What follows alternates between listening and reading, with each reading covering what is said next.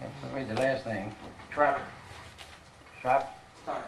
Sharp. I would just like to verify and say the same thing he says is true. I live there too. I know it's not the Ramada Inn or the Elkton, but it's the only place I can afford right now because I got done being laid off for a year and I've gotten back to work. And everything I've done legally, I've called the inspectors, fire marshal, excuse ironicness from this. I've even tried calling God, I've gotten it up. They come out, they go in the office, they come out, smile, and get in their car and leave. They don't even check the complaints you make. Fire marshal was in yesterday because I called him.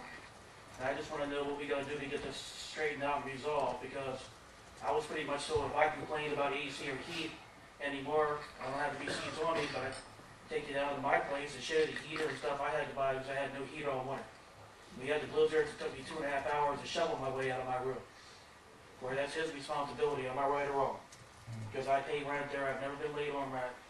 And the thing is, if you complain, he kicks you out, which I know is illegal. And if I'm talking to a lawyer, or maybe go to an appointment on that, I mean, am I better off getting NAACP or somebody like that in here to help me instead of just complaining legally to the health department, fire marshal and all that, or do you understand what I'm saying? Right. I'm just trying to do the right thing legally. Well, that's what's And been no matter doing. which way you go, you end up, you hit a closed door, you can't go any further, nothing happens. Okay. We're gonna look into it and see what we can do. Thank you. Thank you all very much. You're welcome. Well then, let's, I basically got the same complaint. I live out West End, going on to I lived there 5 years, and it's basically the same. You know, I lived there 5 years, and in the winter time they control the heat. In the summertime we don't have no air conditioning or nothing. So it's basically the same. And if you make too many phone calls, he does say to a certain person who works in the office, named Jack, that you make 2 phone calls, you have to collect your rent, you're out of there. And I got a family and everything else. So that's basically the same thing. okay. I asked the gentleman to come in here and speak on that behalf because have you talked to Dr. Osmond, the owner? The ironic thing of this is my daughter's getting ready to have a baby, and her doctor is Dr. Osmond. Well, He's a good man, I you know, understand. and I love him as a doctor, but no, I haven't approached him outside of the doctor's office. The issue should be brought to the owner of the property, and then maybe he could deal with his management, because that's one place I would start.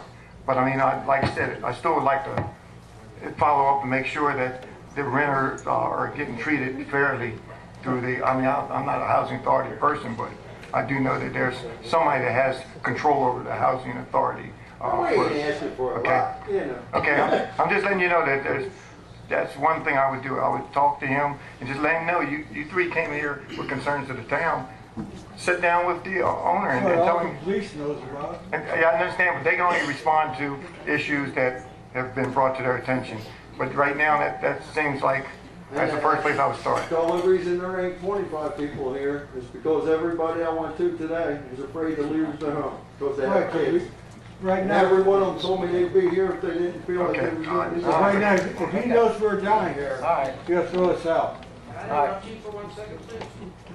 I did That's talk a to threat. one of That's the a owners. threat. His name's Muhammad. I called him on the phone and talked to him about that.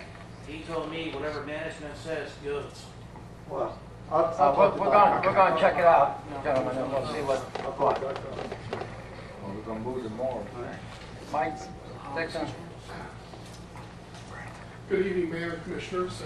Just wanted to continue with some remarks that I had started at your last meeting about public information.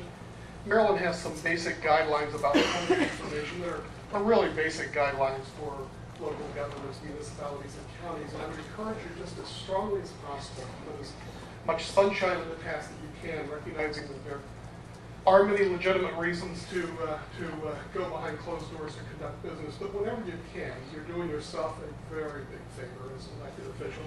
You're doing the citizens of the community an enormous favor to let them see transparency in your transactions. And a couple things we talked about was the need to, for instance, when Commissioner Jablonski arranged to have one half of your meeting streamed, that's really a very helpful practical thing.